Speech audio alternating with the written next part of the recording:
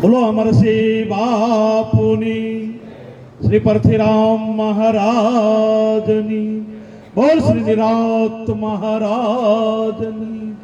પધારેલા હરિગુરુ સંત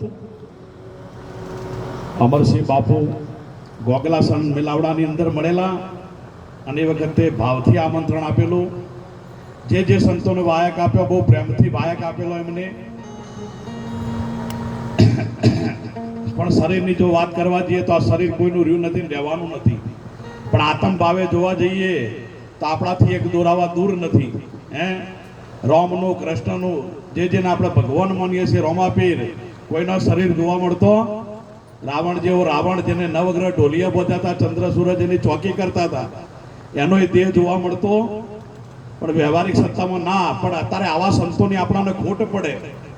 વ્યવહારિક સત્તામાં આવા સંતોની આપણને ખોટ પડે. એટલે નિર્મળ પુરુષ, ઓછું બોલવાનું. અમારા ગ્રુપમાં એમના આગળ બહુ ગ્રુપ અમારા ચાલે છે વોટ્સઅપમાં, એમાં બહુ સત્સંગ થતા એમની જોડે. એટલે આવા સંતોની આપણને, એટલે તોરલે કીધું ને કે દેશ ફરી પરદેશ ફરી સંત જોયા અપાર, પણ જેને જોઈ મારો નેણો ઠરે. આવા સંતોના પડ્યા દુકાળ. આવા સંતોની કમી મહેસૂસ થાય. કારણ કે જે દીદાર દર્શનનો જે આપણને લાભ મળતો હતો, એમની વાણીનો આપણને જે લાભ મળતો હતો, એ હવે આપણને ઓછો મળે એમ. એટલે આવા સંતોનો જેટલો મહિમા, અને એમનો જો પ્રકાશ જોવા જઈએ તો આ સભા જ નક્કી કરાવે છે કે એમનો પ્રકાશ કેવો હતો.